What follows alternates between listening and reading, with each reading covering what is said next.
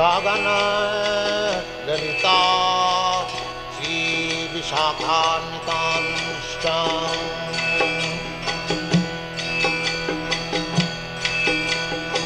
Shri Krishna Chaitanya Prabhu Nityananda Shri Advaita Gadadhar Shivasadi Gaur Bhaktivedanta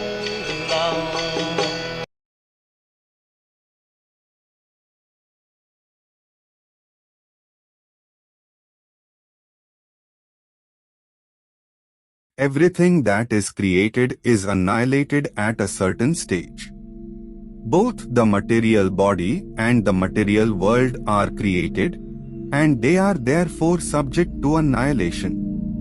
The antimaterial particle, however, is never created, and consequently it is never annihilated. This also is corroborated in the Bhagavad Gita. The antimaterial particle, which is the vital force, is never born or created. It exists eternally. It has neither birth dates nor death dates. It is neither repeatedly created nor repeatedly destroyed. It is eternally existing, and therefore it is the oldest of the old, and yet it is always fresh and new. Although the material particle is annihilated, the antimaterial particle is never affected.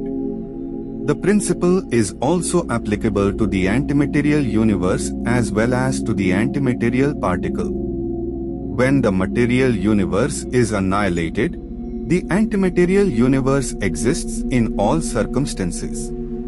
This will be explained in more detail later. The scientist may also learn the following from the Bhagavad Gita. The learned man who knows perfectly well that the antimaterial particle is indestructible knows that it cannot be annihilated by any means. The atomic scientist may consider annihilating the material world by nuclear weapons, but his weapons cannot destroy the antimaterial world. The antimaterial particle is more clearly explained in the following lines. It is neither cut into pieces by any material weapon, nor is it burnt by fire. Nor is it moistened by water, nor withered, nor dried up, nor evaporated in the air. It is indivisible, non-flammable and insoluble. Because it is eternal, it can enter into and leave any sort of body. Being steady by constitution, its qualities are always fixed. It is inexplicable, because it is contrary to all material qualities. It is unthinkable by the ordinary brain. It is unchangeable.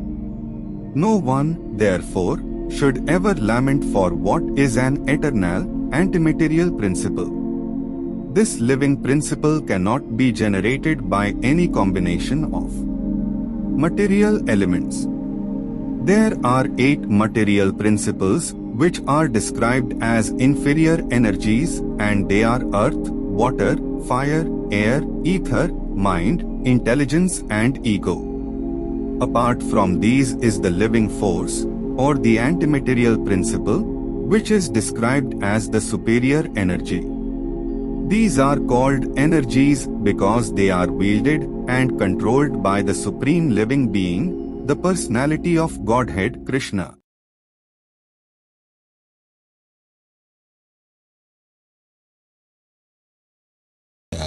Human being is distinguished from the animals, that the animals cannot understand what is God. Mm-hmm. And if the human being also does not understand what is God, then he is animal.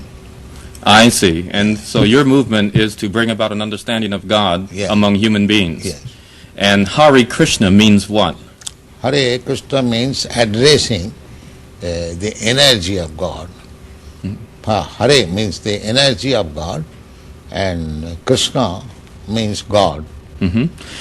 Okay, You were here yesterday and to attend your annual festival that was held here in Golden Gate Park, and we were there too. And in fact, here it is. A few thousand people came out to hear it. How many people are now disciples of the Krishna Consciousness movement? Dedicated life, about 10,000. About 10,000 dedicated in ones. the Western world. Why are heads shaved?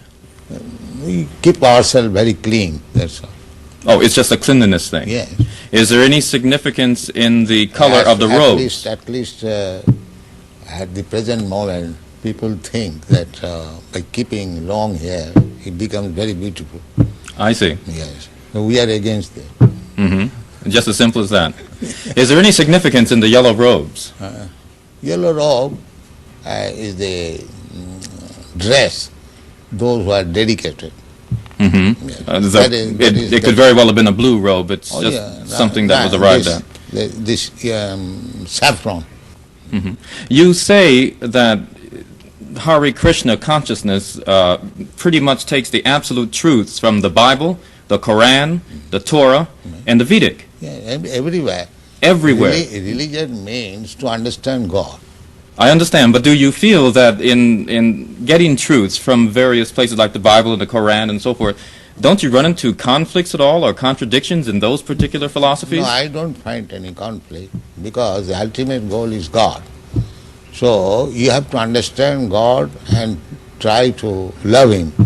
So you can go through any religious process. If the goal is attained, that you understand what is goal, and you try to love Him, then your life is perfect. Why do we see so many of your followers chanting almost all the time? Chanting means to keep association with God always. So you have to audibly chant Hare Krishna? Yes. This is transcendental vibration. Just like a radio message, if you keep contact with the radio message, then you know everything what is going on outside. Similarly, this transcendental sound, Hare Krishna,